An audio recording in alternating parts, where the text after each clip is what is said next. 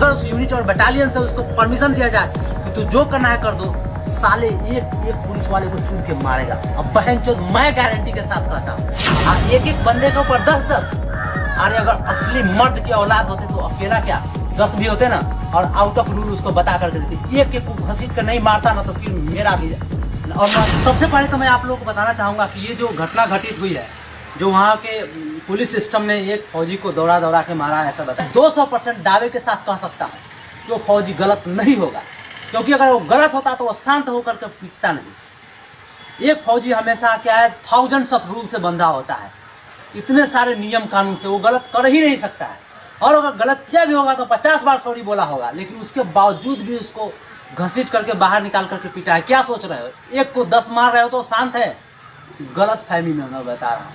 अगर उसको खुला छोड़ दिया जाए, अगर उस यूनिट और बटालियन से उसको परमिशन दे दिया जाए कि तू जो करना है कर दो, साले एक एक पुलिस वाले को चुन के मारेगा। अब बहनचोद मैं गारंटी के साथ कहता हूँ, अब बिहार के अंदर जितने भी फौजी है, पूरे डिस्ट्रिक्ट बिहार की बात कर रहा हूँ, जितने भी फौजी है, जितने भी मेरे आर्मी पर्सन है, वो उनका साथ दे। और अगर वो बंदा सही होगा तो किसी माई का लाल ने पैदा नहीं लिया है कि उसको सलाखों के पीछे बांध करके रखेगा।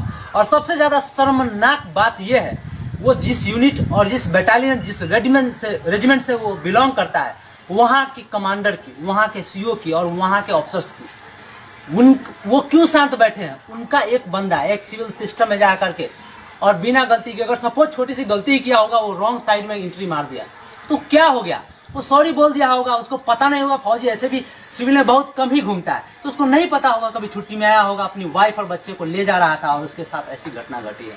उसके बावजूद भी, सॉरी बोलने के बावजूद भी उसके साथ इतना शर्मनाक घटना, जो कि पूरे भारत भर में अभी वीडियो वायरल हो रहा है। कितने शर्म की बात है। हर एक फौजी को शर्म से डूब मरना चाहिए, और उससे पहले उस यूनिट और उस रेजिमेंट और उस बटालियन को शर्म से डूब मरना चाहिए, जिसके बंदे के साथ ऐसी घटना घट रही है और शांत अपना यूनिट में बैठा हुआ है। वो बंदा उस सलाखों के पीछे रहेगा और देखते हैं कौन उसको बंद करके वहां पे रखता है। और हम अपने पूरे बिहार के सभी फौजी भाइयों से कहते हैं, हम सब जो भी है यहाँ पे छुट्टी पे, कहीं भी किसी यूनिट में, कहीं भी रेजिमेंट में, उनको, वो उनके ऊपर नहीं हुआ है, एक वर्दी के ऊपर हुआ है। ये वर्दी के ऊपर दाग लगा है और वर्दी के ऊपर उंगली उठाया। अगर आप लोग कुछ नहीं करेंगे तो ये कल हो सकता है कि आपके ऊपर भी ये चीज हो सकता है, राइट। और बिहार में सबसे बड़ी बात चीज मैं बता दूं, आपके पुलिस सिस्टम में, चाहे वो एसपी और DSP, IG, DIG, any one of them, I guarantee कि नन ऑफ देम बात करने का तजुर्बा और तरीका ही नहीं पता है। ये ऐसे बात करते हैं ना कि आप सुनेंगे ना तो आपको सुनते ही गुस्सा आ जाएगा, बोलेगा ए।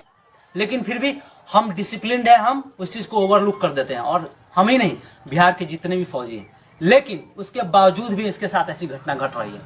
तो भाई तुम चिंता मत करो, यहाँ पे बिहार के अंदर जितने भी फौजी हैं, हम सब तुम्हारे साथ हैं। और हमारा देखते नहीं, बिहार के रूप किसी भी जिला में हो, चाहे कहीं भी हो, पूरे ऑल ओवर इंडिया में जो आर्मी का रिपुटेशन खराब करने की कोशिश किया है ना, एक एक बंदे के ऊपर 10-10।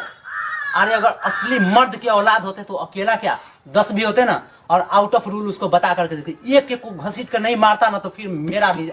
और मैं मुजफ्फरपुर का रहने वाला हूँ और मेरा नाम ओम प्रकाश है, ठीक है। मुजफ्फरपुर जिले का हूँ, एक इंडियन आर्मी से बिलोंग करता हूँ। सर्विस मिलना हो मेरे से मिलना, और जिस पुलिस वाले को मिलना है, जिसका एड्रेस लेना, मेरा नंबर नोट करो 9162723976। I will be there 24 hours, I will be there. और जरूरत पड़ी तो मैं छुट्टी लेकर के मिलने के लिए आऊंगा।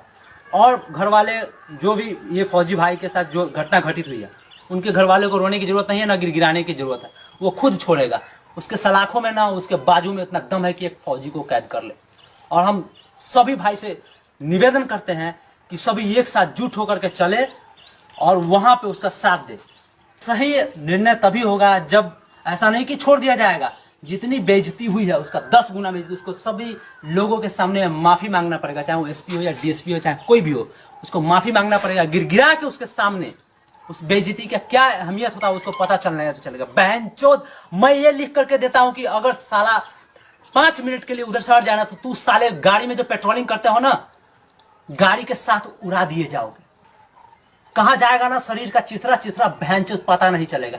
पेट्रोलिंग तुम्हारी इधर ही रह जाएगी, हवा हो जाओगे सीधा। वो तो उस फौजी की देन है जो उसको एंट्री नहीं करने देते आतंकवादियों को, समझ रहे हो। तो इधर जो घूमते हो ना, चक्कर लगाते हो और इधर वर्दी पहन करके दादागिरी दिखाते हो। पुलिस की वर्दी दादागिरी करने के लिए नहीं दी गई है, यहाँ के सिस्टम की सुरक्षा के लिए दी गई है, लोगों की सुरक्षा के लिए। और आप उसका हनन कर रहे हो। तुम्हारे जैसा होता मैं चोद उधर ही मार डालता, 10 एक के पीछे 10 पड़े थे ना, 5 को तो उधर ही सुला देता, उसके बाद बात करता नियम कानून। मैं बता रहा हूँ। और मर्दानगी दिखाते हो, एक के ऊपर 10-10 भीड़ करके मार रहे हो। और वो शान से फौजी एक नियम कानून में बंधा हुआ व्यक्ति शांति से सुन रहा था तो उसका मजाक बना दिया आप लोगों ने। खबरदार अगर दोबारा ऐसा हुआ तो। और भाई तुम चिंता मत करो, हम पूरे बिहार के फौजी को इकट्ठा कर रहे हैं और हम पूरे हिम्मत के साथ कोशिश कर रहे हैं कि सारे इकट्ठा हो तुम्हारे साथ, और उस व्यक्ति को जिसने तुम्हारे साथ, चाहे वो पुलिस सिस्टम ही क्यों ना हो, सरकार भी तुम्हारे साथ है और सरकार तुम्हारा ही साथ देगी। क्योंकि मैं देखता हूं बिहार में कितनी दादागिरी है पुलिसों की, और ये दादागिरी नहीं चलेगी। तो मैं जल्द से जल्द इकट्ठा कर रहा हूं, तुम चिंता मत करो। हम सारे एक साथ आ रहे हैं और सारे देशवासियों से भी निवेदन है कि हमारे भाई का साथ दे।